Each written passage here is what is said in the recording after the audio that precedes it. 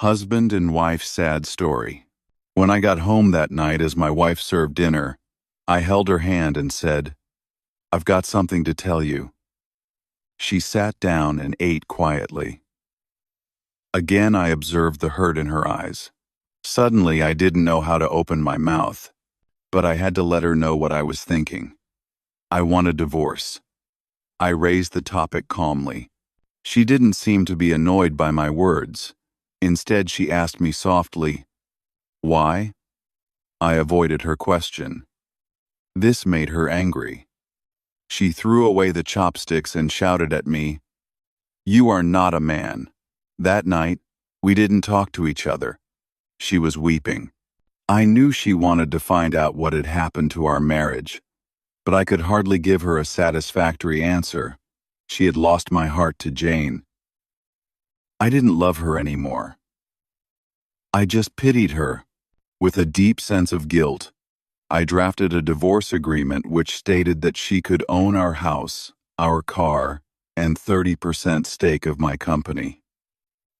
She glanced at it and then tore it into pieces. The woman who had spent 10 years of her life with me had become a stranger. I felt sorry for her wasted time, resources, and energy, but I could not take back what I had said, for I loved Jane so dearly. Finally, she cried loudly in front of me, which was what I had expected to see. To me, her cry was actually a kind of release. The idea of divorce, which had obsessed me for several weeks, seemed to be firmer and clearer now. The next day, I came back home very late and found her writing something at the table. I didn't have supper but went straight to sleep and fell asleep very fast because I was tired after an eventful day with Jane. When I woke up, she was still there at the table writing. I just did not care, so I turned over and was asleep again. In the morning, she presented her divorce conditions. She didn't want anything from me, but needed a month's notice before the divorce. She requested that in that 1 month, we both try to live as normal a life as possible. Her reason for these conditions were simple. Our son had his exams in a month's time and she didn't want to disrupt him with our broken marriage. This was agreeable to me. But she had something more. She asked me to recall how I had carried her into our bridal room on our wedding day. She requested that every day for the month's duration, I carry her out of our bedroom to the front door every morning. I thought she was going crazy. Just to make our last days together bearable, I accepted her odd request. I told Jane about my wife's divorce conditions. She laughed loudly and thought it was absurd.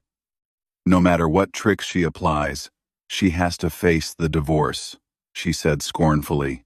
My wife and I hadn't had any body contact since my divorce intention was explicitly expressed. So when I carried her out on the first day, we both appeared clumsy. Our son clapped behind us. Daddy is holding Mommy in his arms. His words brought me a sense of pain. From the bedroom to the sitting room, then to the door, I walked over 10 meters with her in my arms. She closed her eyes and said softly, "Don't tell our son about the divorce." I nodded, feeling somewhat upset. I put her down outside the door. She went to wait for the bus to work. I drove alone to the office. On the second day, both of us acted much more easily. She leaned on my chest. I could smell the fragrance of her blouse. I realized that I hadn't looked at this woman carefully for a long time. I realized she was not young anymore. There were fine wrinkles on her face. Her hair was graying. Our marriage had taken its toll on her. For a minute I wondered what I had done to her. On the fourth day, when I lifted her up, I felt a sense of intimacy returning. This was the woman who had given 10 years of her life to me. On the fifth and sixth day, I realized that our sense of intimacy was growing again. I didn't tell Jane about this. It became easier to carry her as the months slipped by. Perhaps the everyday workout made me stronger. She was choosing what to wear one morning. She tried on quite a few dresses but could not find a suitable one. Then she sighed. All my dresses have grown bigger. I suddenly realized that she had grown so thin, that was the reason why I could carry her more easily. Suddenly it hit me.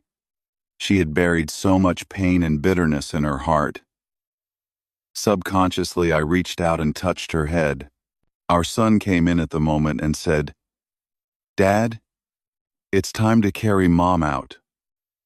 To him, seeing his father carrying his mother out had become an essential part of his life.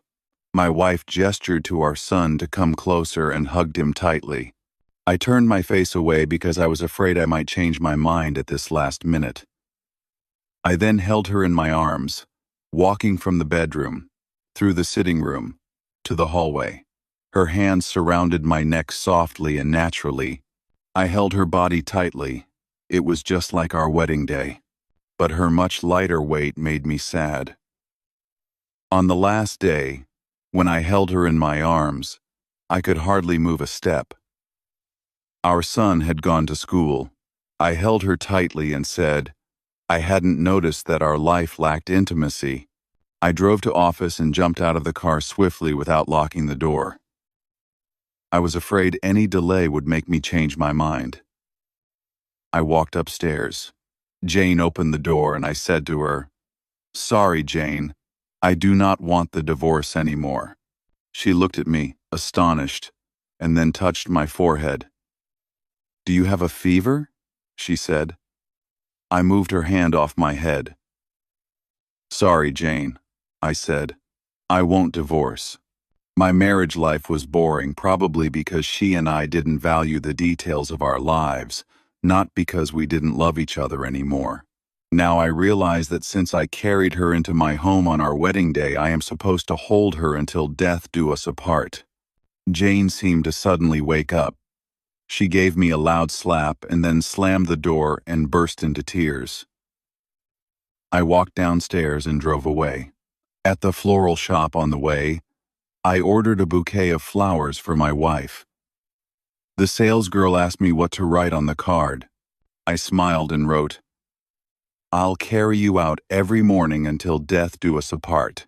That evening I arrived home, flowers in my hands, a smile on my face. I run upstairs, only to find my wife in the bed, dead. My wife had been fighting cancer for months, and I was so busy with Jane to even notice. She knew that she would die soon, and she wanted to save me from the whatever negative reaction from our son, in case we push through with the divorce. At least, in the eyes of our son, I'm a loving husband.